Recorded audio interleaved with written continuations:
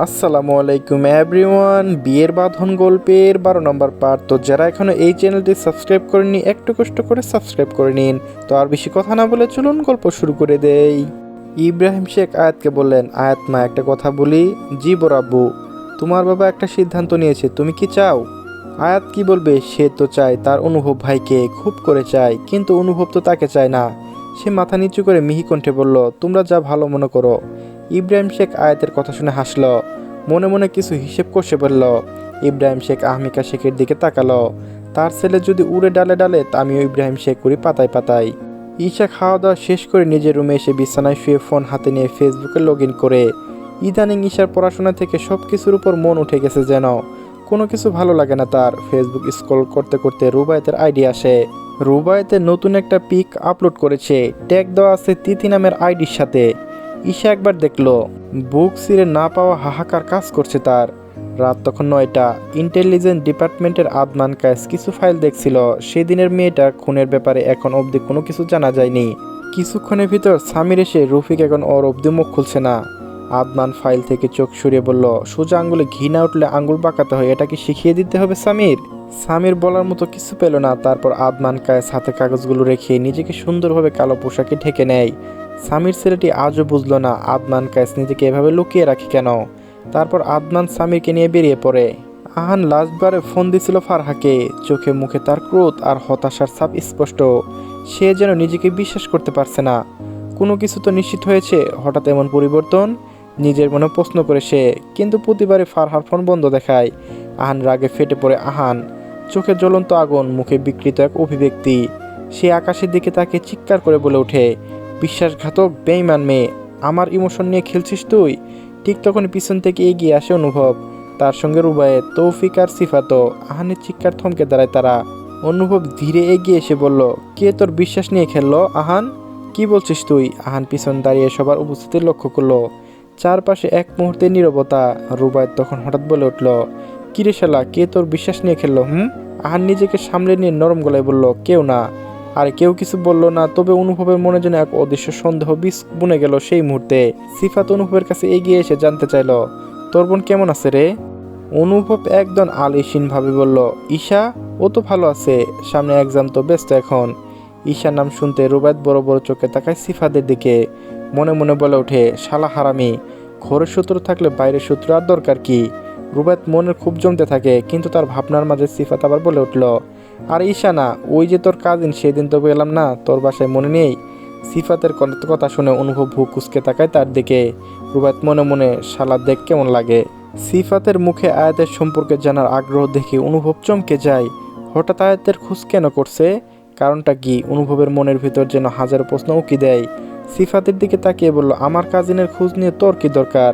সত্যি বল, তোর কাজিন না আমার অনেক ভালো লাগছে।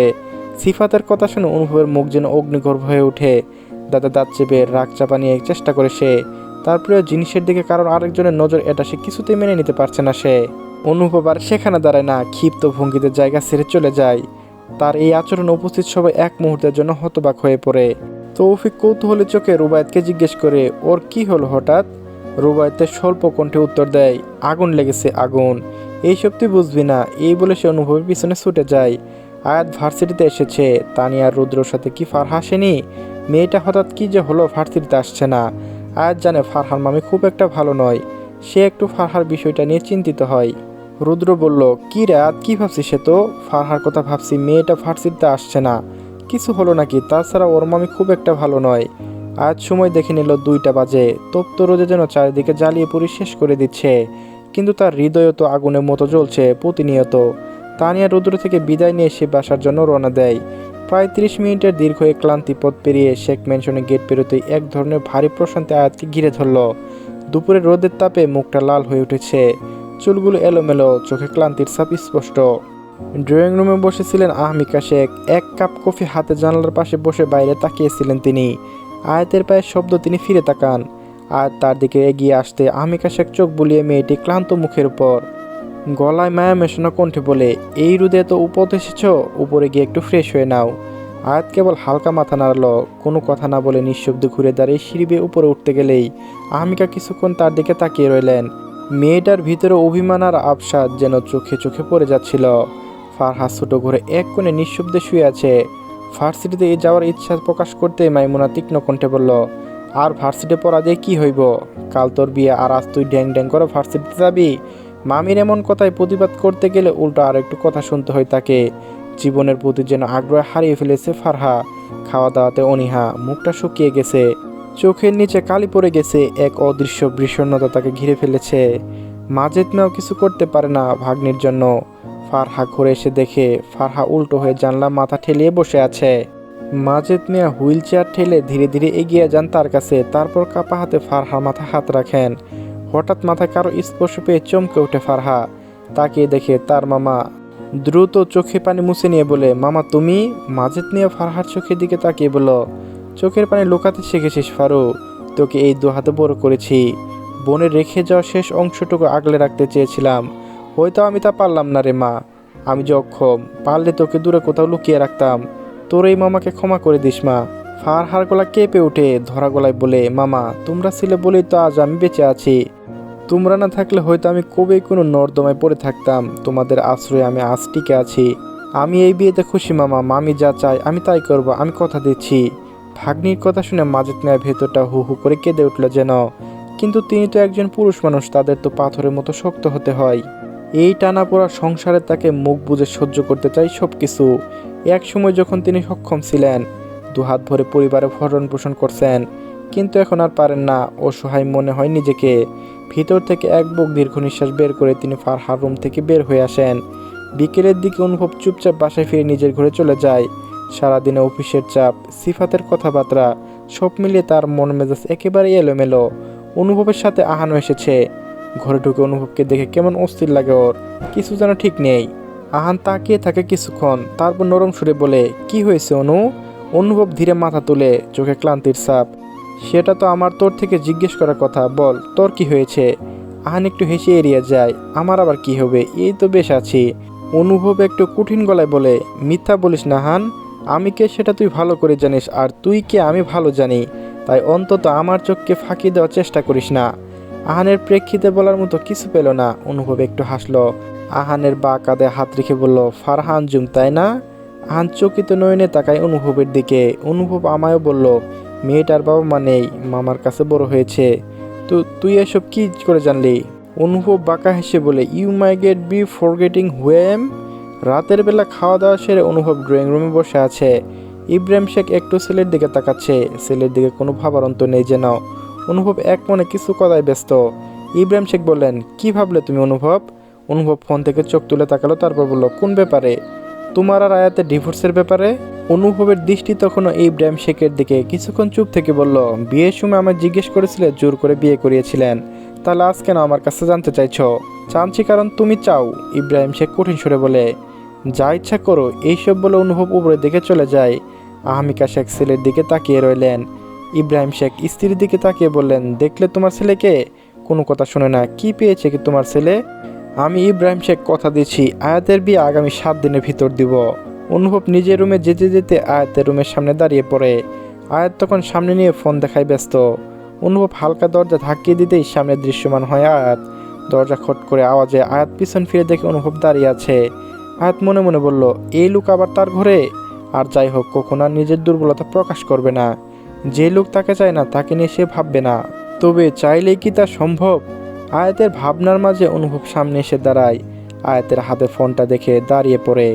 অনুভবের দিকে তাকিয়ে চোখ নামিয়ে নেয়। অনুভব বলল, ফারহার ব্যাপারে কিছু জানিস আয়াত? ফারহার কথা জানতে চাওয়ায় আয়াত চোখ তুলে তাকায়। অনুভব ভাই ফারহার বিষয়ে জানতে চাচ্ছে, কিন্তু কেন? কিরে, কিছু তো বলেছি আমি জানি না। কয়দিন ধরে ভার্সিটিতেও আসছে না। অনুভব আর কথা বাড়ালো না, টেবিলে রাখা আয়াতের ফোনটা হাতে নেয়। লক্ষ্য করতে দেখতে পায় অনুভবের একটা হাস্যোজ্জ্বল ছবি। আয়াত এই মুহূর্তের লজ্জায় শেষ। বন্ধুদের সাথে ট্রুথ ডেয়ার তাকে ডেয়ার দেওয়া হয়েছিল, সবচেয়ে প্রিয় একজনের পিক ওয়ালপেপারে দেওয়ার জন্য। অনুভব ফোনে কিছু করলো হয়তো, তারপর সে ফোন এগিয়ে দেয়। আয়াত ফোন হাতে নিয়ে বলে, ডেয়ার ছিল এটা। আমি কি কোনো খেলার জিনিস যা আমায় নিয়ে খেলবি? তবে তোরা মেয়েরা পাক্কা খেলোয়াড়েরা, অন্যর মন নিয়ে খেলতে পারিস। অনুভব আর দাঁড়ালো না, বড় বড় পা ফেলে বের হয়ে যায়। রাত গভীর, চারিদিকে ঘন অন্ধকার ছড়িয়ে আছে নিঃশব্দের চাদরে। দূর থেকে ভেসে আসছে বন্য জঙ্গল, জানোয়ারের গা শিউরে ওঠা চিৎকার। একটি পুরনো পরিত্যক্ত গোডাউনের ভেতর লোহার চেয়ারে শক্ত করে বাঁধা রফিক। তার মাথার উপর টিম টিম করে জ্বলছে একমাত্র হলদে পাটি। আলো আধারিতে সেই পরিবেশ বাতির কম্পনে যেন এক অদ্ভুত শিহরণ জাগায়। প্রথম দিন রফিক কিছু না বললেও আদনান থেমে থাকেনি। সে রফিককে অতি ঘেটে এক প্রকার নিশ্চিত হয় রফিক সেই লোকটিকে চিনে। তবু রফিক একটা কথা বলেনি, ঠোঁট কঠিনভাবে বন্ধ রেখে বলে রেখেছে, আদনান সামিরকে। গোডাউনের দরজা বন্ধ, আর মাত্র এক ঝলক দমকা হাওয়া ঢুকে ভিতরে। অন্ধকার ঠেলে আদনান ধীরে ধীরে এগিয়ে আসে রফিকের দিকে। রফিক পায়ের শব্দ চোখ মেলে তাকায়। আদনান কায়েসকে দেখে তার গলা শুকিয়ে আসে। আদনান কায়েস যে একবার তদন্ত নামলে পৃথিবী যে প্রান্তে যে লুকিয়ে থাকুক না কেন টেনে বের করে আনে। আদনান এসে রফিকের সামনে বসে পড়ে। তার চোখে মুখে হিংস্রতা ফুটে ওঠে, চোয়ালে দৃঢ়তা, আর সেই চোখ রহস্য। কিন্তু আগুনে ঝলসে ওঠা চোখ যেন রফিককে ভিতরে ছিঁড়ে ফেলতে চায়। সেদিন রফিকের পায়ে দুটো বুলেট ঢুকতেই তাকে প্রাথমিকভাবে চিকিৎসা দেওয়া হয়। তারপর ওখানে বন্ধ করে রাখা হয়। অনুভব মুখ থেকে বাঁধন খুলে গিয়ে ফিসেল হাসল। মুখের বাঁধন থেকে মুক্তি পেতে রফিক বলে উঠল, আমার এইখানে বাইদা রাখছেন কেন স্যার? আমি তো কইছি আর তারা চিনি না। আদনান কায়েসের হাতে ঘড়ির দিকে তাকালো। রাত 2টো বাজে। ঘড়ি থেকে চোখ সরিয়ে বলল, গভীর রাত জনমানবহীন এলাকায় তোকে যদি এখন মেরে ফেলি তোর চিৎকার আওয়াজের বাইরে যাবে না। তাই বল সে কি ছিল? আমি সত্যি কইতাছি স্যার, আমি চিনি না। এবার হয়তো আদনানের ধৈর্যের বাঁধ ভেঙে গেল। উঠে দাঁড়িয়ে কোমর থেকে গানটা বের করে রফিকের মুখে ঠেকিয়ে দেয়। আর একবার বল যে চিনি না, বল শুধু এখানে লাশ বানিয়ে দিব। ভালোই ভালো বলছি, সে কে ছিল? রফিক আবার ভয় পেয়ে যায় আদনান কায়েসের হিংস্রতা দেখে। মুখ দিয়ে শব্দ বের করে। আদনান গানটা সরিয়ে নেয়। রফিক থরথর করে কাঁপতে কাঁপতে বলে, জাফর খান। চলবে গাইস, পরবর্তী পার্টও এই চ্যানেল আপলোড করা আছে, সবাই দেখে নিন। ধন্যবাদ সবাইকে।